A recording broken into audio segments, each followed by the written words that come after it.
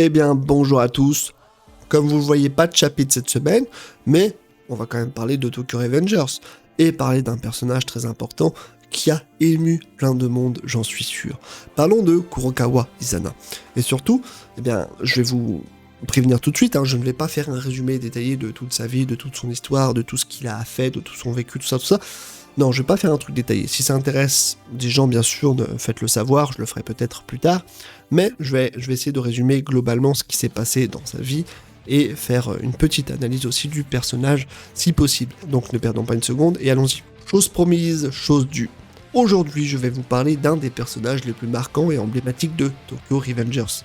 Quelqu'un qu'on aurait aimé voir davantage, mais qui a hélas subi le coup près de Ken Wakui. Avec Kisaki Teta, il est probablement l'antagoniste qui aura le plus charmé les lecteurs. Et pour bientôt, on l'espère, les spectateurs. Quoi qu'il en soit, ce jeune homme qui est apparu dans un premier temps dans l'arc des Black Dragons, pour ensuite avoir un rôle prédominant dans l'arc Tenjiku, aura su tirer son épingle du jeu en instaurant une vraie tension au sein du Toman. Frère adoptif de Shinichiro Sano, et donc également de Manjiro et Emma, ce jeune homme avait tout pour être le meilleur des grands frères.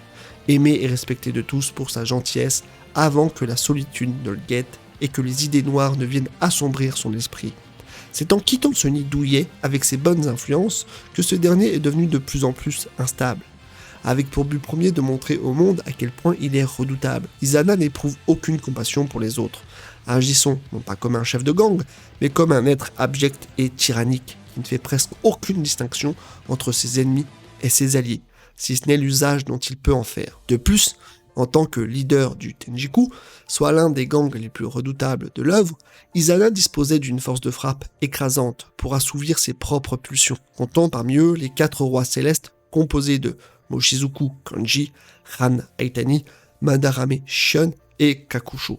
En outre, il est bon de rappeler que derrière la création de cette formation se cache un individu habitué à la manipulation, le légendaire Kisaki. Ainsi, si Izana a fait partie des plus grandes menaces pour le Toman, ce n'est pas seulement à cause de cette organisation qui aurait pu mettre à feu et à sang bien des endroits, mais aussi parce qu'il était l'un des rares personnages à pouvoir tenir tête à Mikey. Selon les dires de Mucho, en dehors de ses capacités martiales qui n'avaient rien à envier aux plus grands, ce sont ses sens invincibles qui étaient les plus effrayants. Ainsi, il pouvait lire et donc prédire les mouvements de ses adversaires, ce qui lui octroyait une très grande facilité pour pouvoir les contrer en retour. Pour en revenir à son histoire, Izana a développé une profonde jalousie envers Mikey, car Shinichiro, qui l'admirait tant, lui a confié le gang à sa place. Mais surtout car il a découvert qu'ils ne partageaient pas le même sang, alors que pour Shinichiro, ça lui était complètement égal. Il le savait depuis le début. Cet homme, pour qui il vouait le plus grand des respects, agissait en partie comme étant l'unique rempart qui réprimait les pulsions du jeune Kurokawa. Mais lorsqu'il est parti pour un monde meilleur, sa haine n'a fait que s'amplifier. Toutefois, la solitude n'engage jamais à rien de très positif. Quand quelqu'un rumine dans son coin, en plus de se faire manipuler, cela engendre des décisions qui peuvent rapidement mener au malheur des uns comme des autres. C'est ainsi qu'il se retrouvera dans un état dépressif, marqué par d'immenses cernes qui nous font savoir qu'il ne dort plus beaucoup depuis qu'il a appris cette nouvelle qui n'a fait que l'accabler davantage. Kisaki lui rendra visite, et sera pleinement conscient par la suite que ce dernier se sert uniquement de lui à ses fins. Mais il l'acceptera malgré tout pour accomplir sa vengeance. Il donnera des ordres à Kisaki qui impliqueront le meurtre de sa sœur adoptive, mais se fera poignarder par la suite par ce même énergumène en s'interposant pour chercher à protéger Kakusho. Un acte de bonté et d'amour très fort qui nous montre combien l'homme est capable du pire comme du meilleur. D'ailleurs, c'est aussi vraiment à partir de ce moment que Mikey sombre vraiment dans les ténèbres. Il commence à ne plus avoir d'espoir finalement pour la suite, pour l'humanité, pour lui-même surtout, parce qu'il perd son seul frère, enfin le seul frère en tout cas qui lui reste à ce moment-là. Il a perdu sa sœur, il a perdu Shinichiro, et évidemment il ne restait plus que Izana, avec qui il avait vraiment une attache très familiale, et ça s'est avéré un peu fatal pour le coup. Quelque part ça lui a permis de prendre conscience des mauvaises choses et de faire des mauvais choix par la suite. Vous savez ce qu'on dit, s'il y a des ténèbres en chacun d'entre nous, il y a aussi de la lumière. Et ça c'est beau. Izana, c'est ce personnage qui a, à l'instar de Mikey, été dans le mal pendant trop longtemps. Quelqu'un qui n'attendait finalement qu'une chose, qu'on vienne le sauver. Kakusho lui en fera par ailleurs la demande expresse. En étant proche de lui, il savait implicitement ce que ressentait son ami, son frère, et surtout dans quoi il s'embourbait. Il n'a jamais validé ses méthodes et a toujours tenté de lui faire entendre raison. Mais quand la haine est si forte, les œillères sont au moins proportionnelles à la douleur. Aussi, c'est dans cet arc que nous constatons des faits qui nous étaient jusqu'alors inconnus ou bien seulement théorisés. En effet, un détail a attiré l'attention de beaucoup de lecteurs, la présence d'adultes. À ce jour, nous étions convaincus qu'ils n'existaient pas, au même titre que certaines légendes urbaines, comme le Père Noël ou le Lapin de Pâques par exemple. Bon ok, la blague a suffisamment duré, revenons à nos brebis. En fait, c'est l'un des rares personnages à réussir à mettre une grosse pression, autant pour nous, les lecteurs, que leurs ennemis, en l'occurrence le Toman. Izana figure parmi les plus redoutables en combat, principalement grâce à sa capacité spéciale. Certes, mais aussi car il est vraiment doué. Il est le seul, à l'heure actuelle, à avoir partiellement dominé Mikey, l'intouchable. Si je tiens à souligner le partiellement, c'est parce que Manjiro n'était pas le plus impliqué dans ce combat. Il ne cherchait pas à détruire Izana, contrairement à celui-ci, mais bien à le sauver. Toutefois, il parviendra tout de même à le coucher à plusieurs reprises, en plus de réussir à bloquer son fameux coup de pied qui a terrassé les plus grands.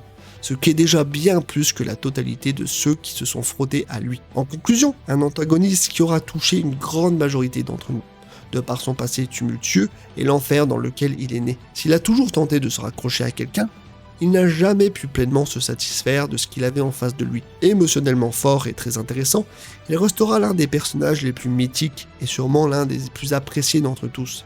Il fait partie de ceux qui ont eu une influence considérable sur la suite des événements. Sur Mikey par exemple, qui continue de lui rendre hommage à sa façon, mais aussi sur Takemichi, qui a changé sa perception dans la façon de réparer le passé. Alors en parlant de tout ça, je me rends compte à quel point cet arc était génial. L'arc Tenjiku avec, pour moi, l'arc des Black Dragons, c'était les deux meilleurs arcs qu'on ait eu jusqu'à aujourd'hui.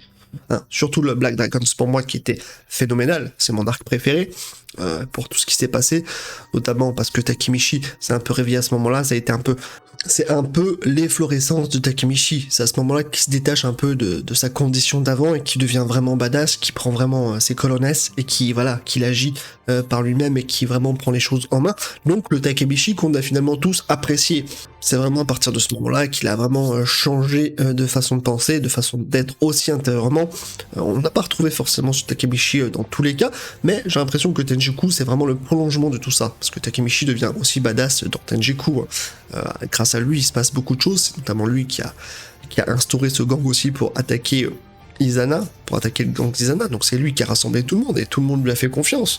Donc c'est la première fois qu'on voyait Takemichi prendre les devants, c'est la première fois qu'on le voyait avoir de l'ampleur, avoir de la prestance avec les autres. C'était vraiment un chef de clan à ce moment-là, un chef de gang qu'on respectait, en tout cas moi que j'ai respecté.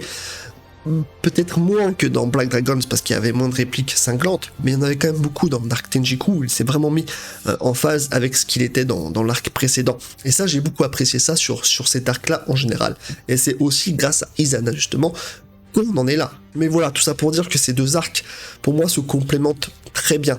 Mais voilà, tout ça pour dire que pour moi, ces deux arcs se complémentent à merveille. Je pense que l'un est vraiment le prolongement de l'autre, et le précédent, c'était un peu les balbutiements de ce qu'on voulait voir, et ce qui mettait en place la suite des événements, justement.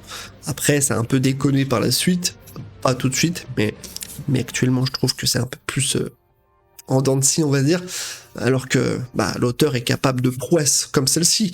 Il nous a fait valoir deux arcs excellentissimes, parmi les meilleurs arcs tout confondus. Pas du monde de l'animation, pas du monde du manga, attention, mais en tout cas, dans Tokyo, là, c'était vraiment, on va dire, l'âge d'or pour moi de ce qu'on avait en termes de produits, en termes de situation, en termes d'émotion, surtout, c'était sublime ce qu'on avait, c'était vraiment sublime. Donc pour moi cet arc c'est quelque chose d'assez magnifique que j'ai vécu, que j'ai découvert il y a pas si longtemps que ça. Donc voilà, je sais pas ce qu'il en est pour vous. Dites-moi votre avis sur l'arc Tenjiku, sur Izana bien sûr en particulier. J'aimerais avoir votre avis sur le personnage en lui-même, ce qu'il vous évoque. Est-ce que c'est un personnage qui vous a vraiment marqué comme ça peut être pour moi? Est-ce que c'est un personnage qui au contraire vous rend complètement indifférent? Et là je pourrais le comprendre aussi, même si pour moi ça fait partie quand même du top 5 facile des personnages qu'on a eu, en tout cas du côté des antagonistes, mais même au côté généralement, de tout tout confondu, tout personnage confondu, c'était vraiment des personnages forts, qui avaient vraiment une présence, un impact, et qui ont permis de faire de Tokyo Revengers quelque chose d'excellent à suivre. Pour moi, c'était l'alter ego parfait d'un Takemichi, pas d'un Takemichi, d'un Mikey par exemple. Ça aurait pu être très intéressant de les voir encore plus interagir ensemble. Bon, ça n'a pas été le cas. Tous les personnages intéressants, malheureusement, ont des sorts plutôt peu enviables. Et ça, je le regrette profondément. C'est aussi un peu le... D'un côté, c'est la force et la faiblesse de Tokyo Revengers, mais voilà, en tout cas, ce personnage-là, pour moi, évoquait beaucoup de choses. Donc voilà, n'hésitez pas à me dire ce que vous avez pensé de la vidéo, n'hésitez pas à commenter, faites-le comme d'habitude, les petits pouces, machin, truc, voilà, je vais pas vous faire la leçon à chaque fois, et on se retrouve bien sûr très vite pour une prochaine vidéo, donc prenez soin de vous, à la prochaine.